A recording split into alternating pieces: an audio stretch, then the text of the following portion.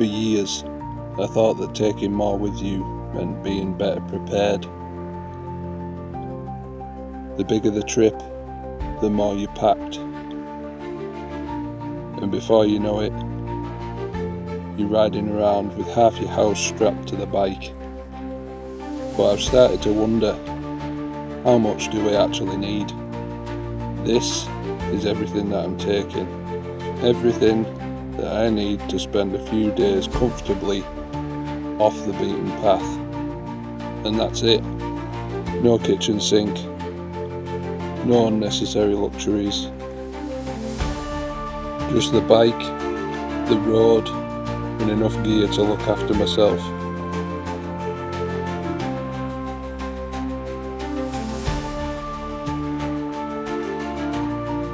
Because this isn't to see how little I can actually carry, it's about finding the sweet spot where I've got everything I need without carrying everything I own. After all, it isn't about the destination, it's about the journey. Welcome back, long time no see. So today I brought the Norden out and I've got myself this cool bit of kit. It's the Dirtsack Erupt 24 and it's a rackless system that fits, I would argue, perfectly on the Norden 901. And more importantly, it is super lightweight, which doesn't take away from the riding. So we can get out and enjoy these super windy roads of the Lake District and actually enjoy the riding and not just the destination. So the Erupt 24 is a super cool system. It's got two 12-litre dry bags which slot into these pouches, and then on the back we've got a beaver tail which you can put your tent, a chair, your water, your filming equipment, and everything stays secure on the bike. Looks really neat, and more importantly keeps the centre of gravity down so that we're not taken away from the ride of the motorbike. All being well, in September I'm looking to head out with Gaz on the Gas and Adventure Rider UK, Chris and Gareth, and we're going to try and tackle the coast to coast. So we're going to head from Walney Island, dip our toe in the sea, and then we're going to head over to Whitby. Now we'll find a campsite over at Whitby somewhere, maybe even try some of that Whitby wholetail scampi, and then we're going to take the bikes on the way home after a camp somewhere, and we're heading up to the North York Moors, which is Rutland Rig, and I believe that is the UK's longest green lane. Now I have trucked an extra thing into the bags today, which is a tarpaulin just to put on the floor so I can lay everything out and show you exactly what this system will hold. And the cool thing is about the beaver tail is there's loads of room to put bigger tents and whatever else you can get on there really. My plan is to get a 12-litre roll top bag just to slot in, and I'll just get all of my extras in if I need them, but the idea is to obviously keep it lightweight. Dirtsack do make the Frogman bags. I believe there's a 30 and a 40-litre. I'll put a picture up of those on the screen there. But yeah, really versatile bit of kit. It's got molly straps so you can attach extras on the fronts of the bags. Molly straps on the top of the beaver tail. It's just a solid bit of kit. So let's have a look what we've got in the bags. Now the eagle-eyed amongst you will notice that I've just had a bit of a location change because every man and his dog decided to come out.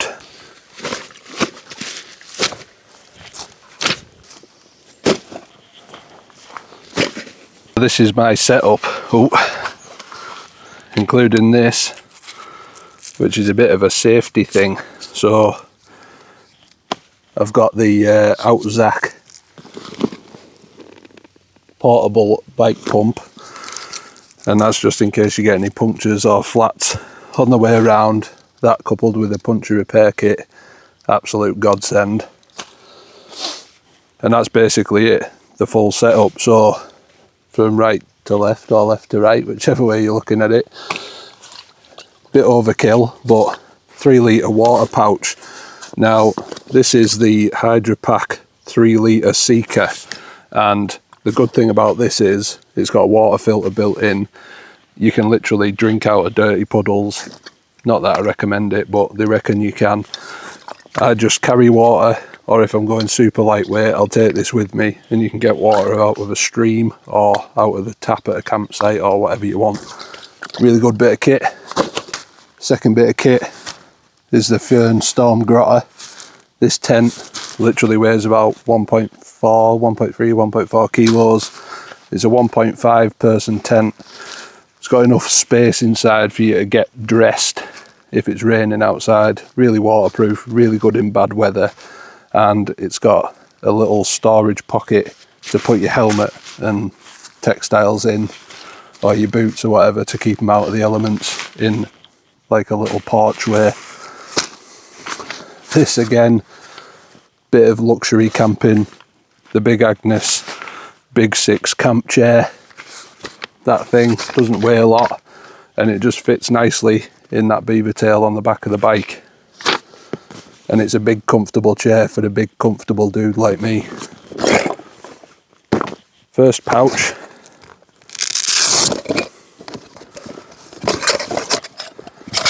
Now I've got a titanium cooking pot. This is a 300ml pot, and it's got everything I need to cook basically.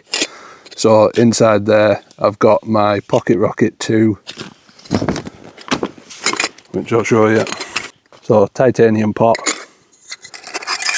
Pocket Rocket 2 camping stove, piezo igniter, and if that fails, oh, I've got the mini Zippo. Bowl for me porridge, kettle, which folds out to seat your summit. Really good bit of kit. Folds down really flat, so it doesn't take hardly any space. If you didn't want to take that, your titanium cup can also obviously boil water. And then the Life Venture knife, fork and spoon. Handy bit of kit. All clips together. Then I've got my sleeping quilt. So this is the Flames Creed Ice Flame quilt, and I can't fault it. I've had that down to about -5 and I've been comfortably warm. Trekology Erupt inflatable pillow, again camping comforts, all lightweight stuff. And that's the first bag empty. Lightweight waterproof jacket, warm 7R sleeping bag. That's quite a big, sleeping pad. That's quite a big sleeping pad, and there are a lot lighter, a lot smaller versions on the internet. Finally, a down jacket. So it's worth a mention, the Dirtsack Erupt 24 is what I would call a high-end rackless system for your bike, but it's not at a high-end price point, which is really interesting. Like the quality of the work, all of the stitching, it's like really hard wearing material, and it just really works. You can clip these off, everything's velcroed, it's just really smart. And for a similar system, for example the Moscow Rackless system, you're talking 500 quid for that very setup, and to me that's just an absolute no-brainer. Head over to Dirtsack and check them out, because they've got loads of different setups for loads of different bikes.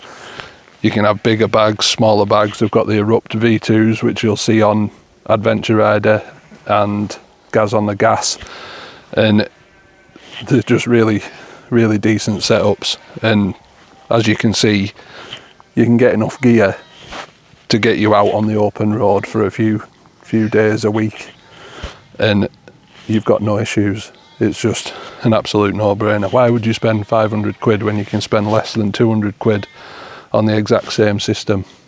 Just don't make sense, does it? So my bike's obviously the 901 Expedition, so it comes with its own panniers anyway, which are useless. The clips snap all the time, and you've got this rack system to hold that on. I was going to take that off, but this system works really nicely with it. Kind of pushes it off the exhaust and keeps everything where I want it. It's got good tie down points, and it offers a little bit more protection for the bike if I do drop it. Now what I haven't put in is coffee sachets, because obviously you're going to want a morning brew. Food, again, that's kind of subjective to whatever you want to take. Some people just do hot dogs or whatever. It's all easy to cook, relatively easy to store. I did have space in the bags for extra, so I mean I'm confident that if you use like a brand like Summit to Eat or something like that, you can get breakfast, dinner and tea, and it all, you know, I had more than enough space in those bags to fit 3 days food without an issue. Now the whole point is to keep things lightweight. I'll put some pictures in. I've done a few tours of the North Coast 500 now. I think 3 times I've done it, and only one of those times I decided to pack light, and I still had a 60 litre pack on the back of the bike, and it was anything but light. It sat really high on the back of the bike, so it kind of throws everything out of whack when you try to ride and kind of enjoy the riding rather than just the camping. So again, it's about enjoying that journey rather than the destination. Now unfortunately I'm not actually out on an adventure. I just thought I would load up the new gear and see how it fits on the bike, how the bike rides on these windy roads, and basically just give it a little bit of a shakedown, and I am well impressed. So if this video is the sort of video that you like, please consider liking and subscribing. And if you are interested in seeing what adventures I've got coming up, then do hit that follow button and do hit the bell icon, because it makes a massive difference for the channel and you'll get notified every time I put a video out. If you do fancy, hit that hype button, because hyping my videos pushes it up the leaderboard and it pushes it out to more people to see, again, really helping the channel. So if you have hit that bell icon, I will see you at the Rutland Coast to Coast adventure. See you next time. Ta-da!